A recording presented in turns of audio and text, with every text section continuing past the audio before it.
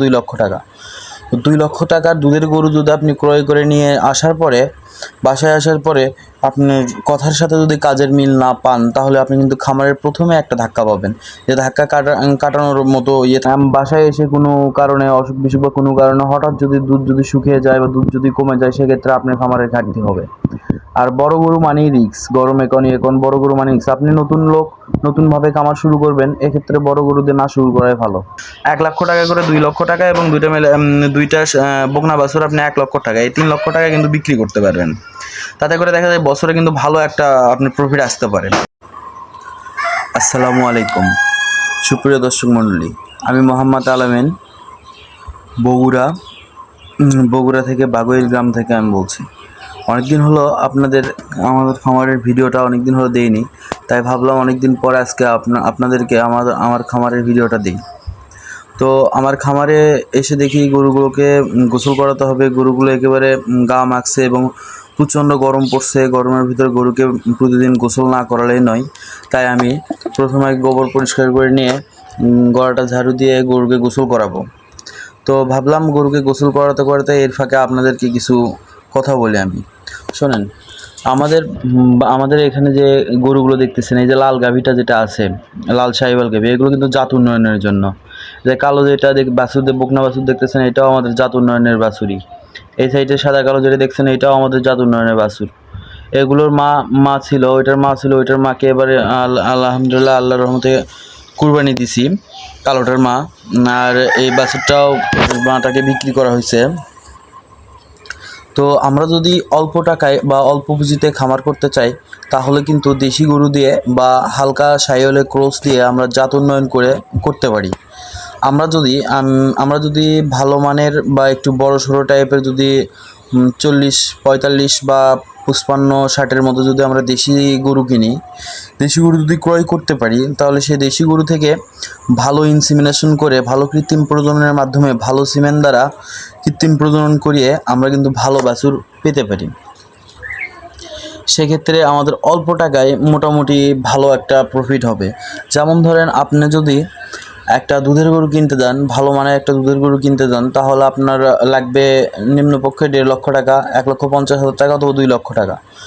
2 লক্ষ টাকার দুধের গরু যদি আপনি ক্রয় করে নিয়ে আসার পরে বাসায় আসার পরে আপনার কথার সাথে যদি কাজের মিল না পান, তাহলে আপনি কিন্তু খামারের প্রথমে একটা ধাক্কা পাবেন, যে ধাক্কা কাটানোর মতো থাকবে না আপনার, তখন আপনার খামার করার মন মানসিকতাই ভেঙে যাবে।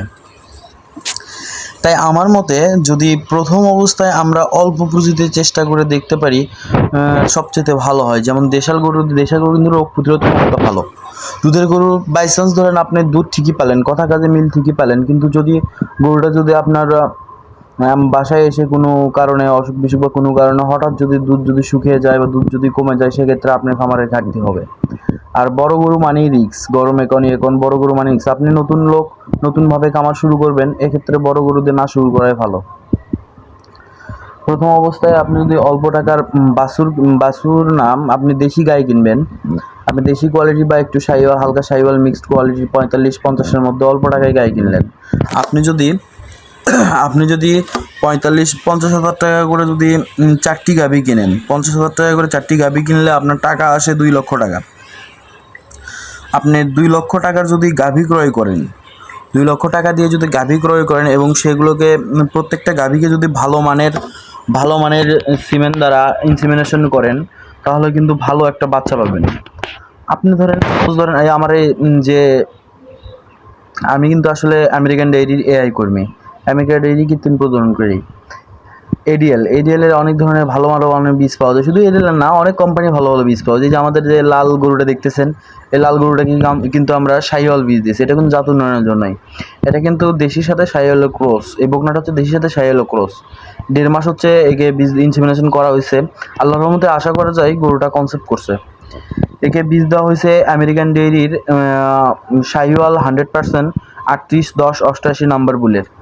আপনি কিছু বাছাইকৃত বুলের যদি আপনি ইনসিমিনেশন করতে পারেন 100%, আপনি যে আপনার এলাকার যে কৃত্রিম প্রজননকারী আছে তাকে বললেন, ভাই টাকা 2 টাকা বেশি নেক তারা সমস্যা নাই, কিন্তু আপনি যদি ভালো মানের যদি সিমেন্ট দিতে পারেন, শাহিওয়াল 100, তারপর আপনি ফ্রিজিয়ান ফ্রিজেন 100 আমাদের ADL-এর মধ্যে আছে, 0036 আছে, 1155 আছে। এগুলো মডেলের বুলের যদি বীজ দিতে পারেন তাহলে ভালো একটা প্রফিট করতে পারবেন।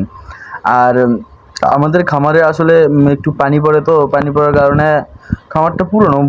মূলত এটা হচ্ছে গরুর খামার না, এটা হচ্ছে আপনার মুগরির শেড ছিল, অনেক পুরনো মুগরির শেড, সেখানেই ইয়ে করে গরুর খামার করা হয়েছে। তো টিনগুলো ফুটা হয়ে গেছে, যার ফলে আমরা তিরপাল টাঙিয়ে রাখছি। তো আমরা যদি আপনার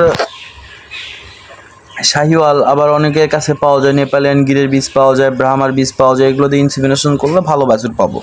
আর সাপোজ ধরেন শাহিওয়াল দিয়ে দেশিতে যদি আমরা 4টা গরু থেকে যদি বছরে আমরা 4টা বাছুর পাই, আর দেশিগুলো তুমি ভাই কনসেপ্টের কিন্তু ঝামেলা নাই, গরু বীজ দিলে কনসেপ্ট পড়েই, হঠাৎ মঠাৎ 2-1টা মিস করে। দেশিগুলো কিন্তু রোগ প্রতিরোধ ক্ষমতা ভালো, আপনার রোগ সহ্য ক্ষমতা ভালো, অন্য কোনো সমস্যা হয় না সহজে। আপনি 4টা গাভী থেকে যদি বছর অন্তর যদি 4টা বাছুর পান, আপনি যদি ধরেন সাপোজ ধরেন 2টা আরে বাছুর, 2টা বকনা বাছুর হইলো, 2টা আরে বাছুর, কিন্তু আপনি আবার পরবর্তীতে ইনসিমিনেশন করবেন ওগুলো গাভীকে। ওগুলো গাভী যখন পরবর্তীতে আবার বাচ্চা দিবে, তার আগে যখন এগুলো বাছুরের বয়স কিন্তু আপনি প্রায় 10 মাস 11 মাস করে হবে, তখন আপনি 4টা বাছুর গড় হিসাব করে আপনি আরে বাছুরগুলো আপনার 1 লক্ষ টাকা করে, 2 লক্ষ টাকা, এবং 2টা বকনা বাছুর আপনি 1 লক্ষ টাকা, এই 3 লক্ষ টাকা কিন্তু বিক্রি করতে পারবেন। তাতে করে দেখা যায় বছরে কিন্তু ভালো একটা আপনার প্রফিট আসতে পারে। আর এর পাশাপাশি ফ্রিজিয়ান দিয়ে আপনি জাত উন্নত করে নিজের খামারে আপনি ভালো মানের দুধের গরু উৎপাদন করতে পারবেন, ভালো হাই ল্যাকটেশনের গরু আপনি নিজের খামারেই তৈরি করতে পারবেন।